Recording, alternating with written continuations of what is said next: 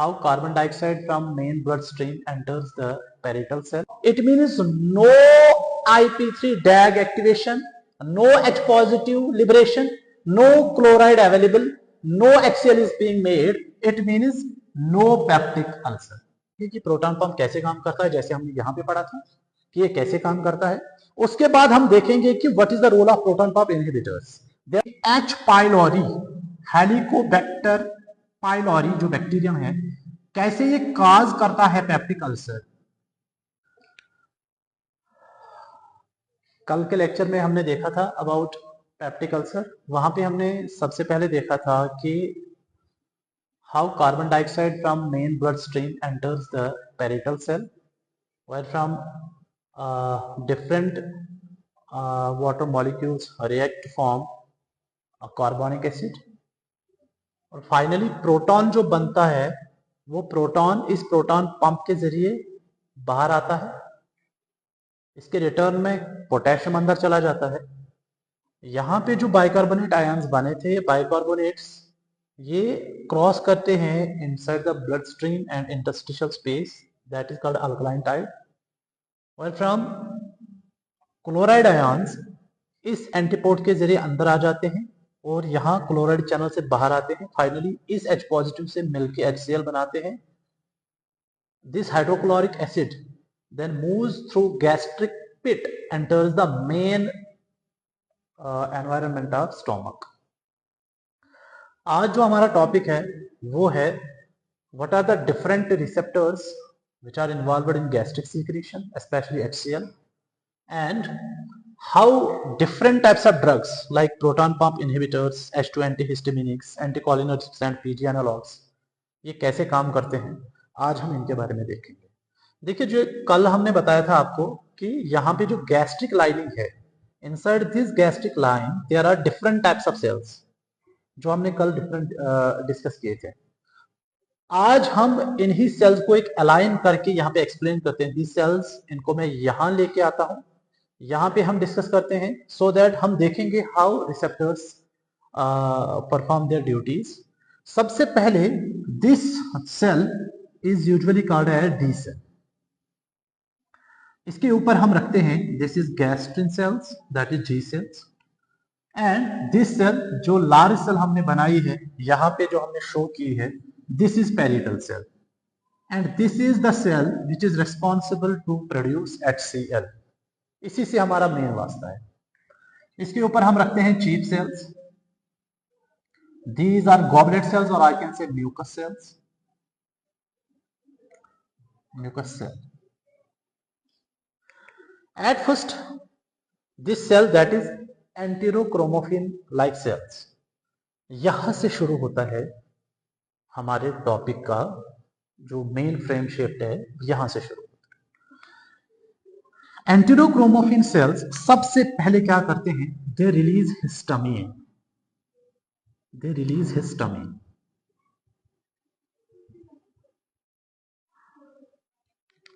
This histamine it directly goes and reacts with first type of receptor, that is H2 receptor, which is present on this parietal cell. On this parietal cell there is first type of receptor, that is H2 receptor, and this histamine that directly goes to this receptor, it activates the receptor. Inside this cell IP3 DAG system is activated, जो मैंने आपसे इससे पहले भी discuss किया था. इसके activation से कैल्शियम लेवल बढ़ जाती है और finally it leads to the activation of the pump. H positive is released out, where from it is reacted with chlorine ions and forms HCl, and this HCl through gastric pit comes out inside the lumen. पहला receptor जो मैंने आपको बताया है वो है कि एंटेरोक्रोमोफिन sales histamine release करते हैं. That histamine directly combines with H2 receptor which is present on the parietal cell. Here this is parietal cell. Parietal cell यहां पे हम मान के चलते हैं पहला रिसेप्टर जो इसके अंदर है दैट इज H2 रिसेप्टर। इस H2 रिसेप्टर के साथ मिलके it activates this system, IP3 DAG activation होती है, कैल्शियम की लेवल बढ़ जाती है, due to which hydrogen comes out and reacts with Cl and forms hydrochloric acid. This is first type of receptor, that is H2 receptor. Second thing, that is gastric cells. These gastric cells usually release gastrin. That gastrin, you know, that is actually endocrine chemical, that is hormone, that is being directly entered inside the bloodstream. This is bloodstream, and this gastrin, since it is a hormone, it will not directly go to the site of action. It has to come out into the blood, where from this gastrin, where from it finally reaches to the parietal cell through blood and reacts another type of receptor that is present here. This type of receptor, I will say, this is gastrin receptor. This is called a gastrin receptor, G receptor, or sometimes this G receptor is also called as CCK receptor, that is cholecystokinin receptor. It activates the receptor.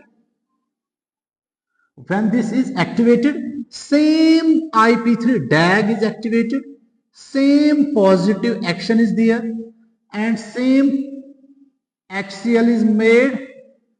Finally, it will come out of the pit and enters the lumen. So, first of all, I said the first receptor which is involved, that is H2 receptor. Second receptor that is involved, that is CCK receptor, or sometimes we can say gastrin receptor.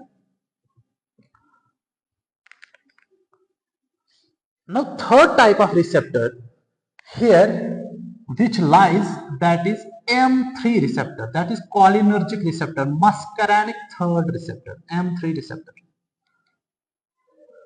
You know, there is vagal stimulus from parasympathetic nerve activation. For example, this is a neurotransmission, and these are nerve endings of vagus nerve, where brain acetylcholine is released.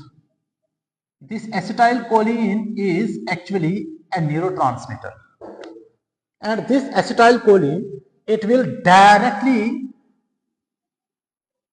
go to this receptor, activate this receptor, and same pathway is followed which is being followed by H2 and CCK. It means when acetylcholine is released from the vagus endings, these are vagus nerve endings, when it is being released, it means acetylcholine is released. This acetylcholine that will go and bind with M3 receptor, activate this receptor, and finally IP3 DAG system is activated, and finally this is proton pump that is being discussed here. This is proton pump, and when H positive comes out, it fuses with chlorine to form HCl, and again HCl is being released inside the lumen. So it means the third type of receptor which I discussed here, that is M3. That is M3 receptor.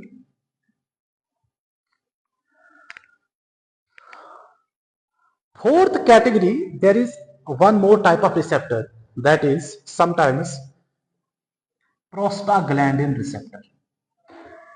That is PG receptor, prostaglandin receptor.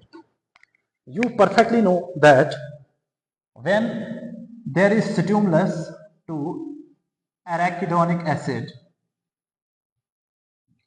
and through COX pathway, there is formation of prostaglandin E2 and prostaglandin I2.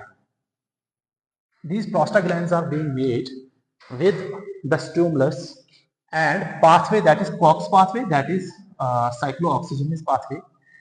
These two prostaglandins, they directly go to this prostaglandin receptor, and it is being blocked. It means when this is blocked, it means it is not activated. The system is not activated.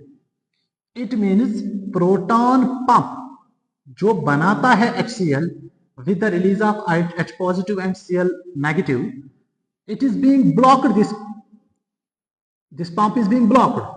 That is why I will say that HCl is not made, it is not being produced. All three receptors, H2 receptor, CCK receptor, M3 receptor, जो हमने अभी तक discuss किए हैं, इन्होंने इसको positive मतलब action लिया है, एक्टिवेट किया है, जिसकी वजह से HCl बना है। लेकिन प्रोस्टाग्लैंडिन्स इसको इनहिबिट करते हैं, इसका मतलब यह है कि HCl नहीं बनता।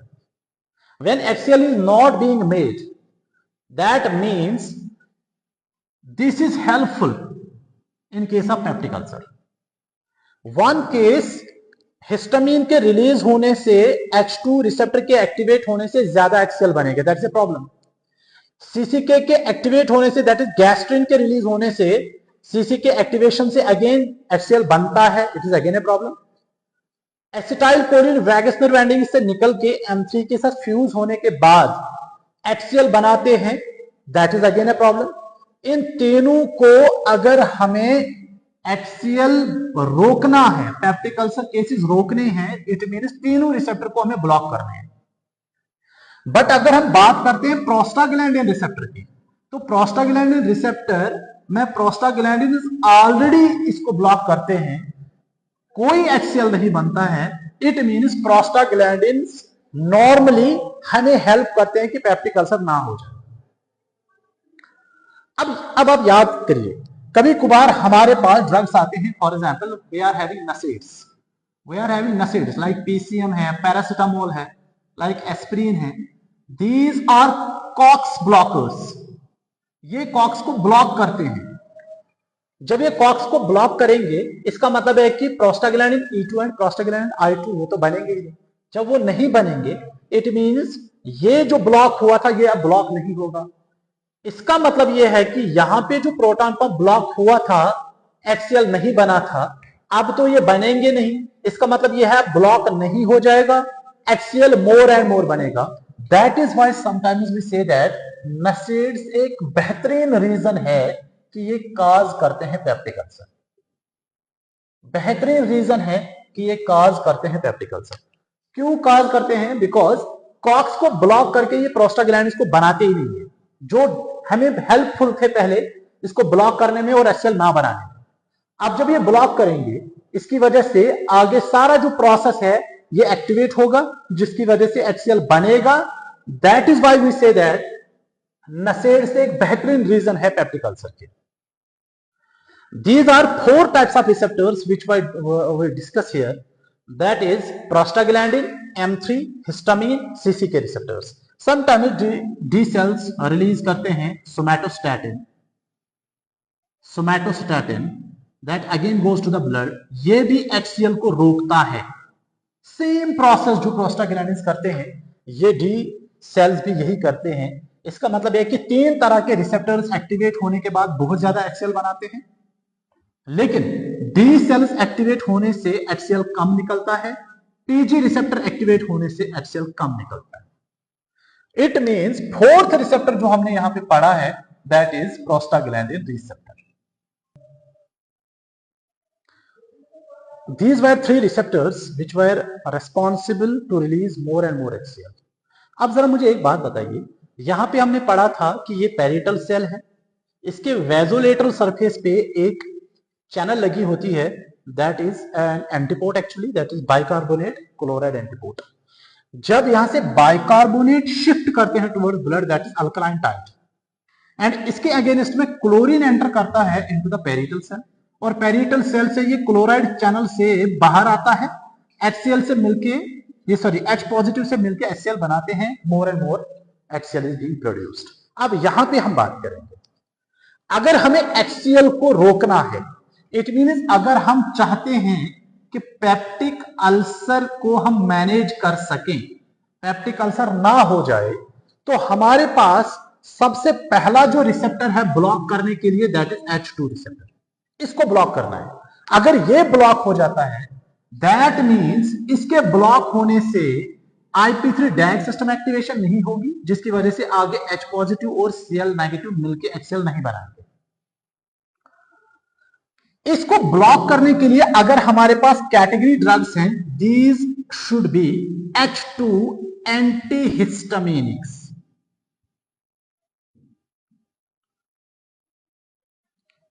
H2 antihistaminics. इस कैटेगरी में जो बेहतरीन ड्रग है दैट इज रेनिटिडिन। रेनिटिडिन हमने एसिलॉक देखा हुआ है, एसिलॉक 150 mg। ये इस कैटेगरी की बेहतरीन ड्रग मार्केट में अवेलेबल है।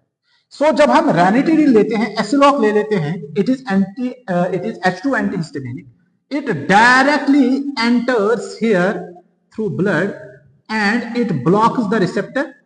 When this is being blocked, it means no IP3 DAG activation, no H positive liberation, no chloride available, no HCl is being made.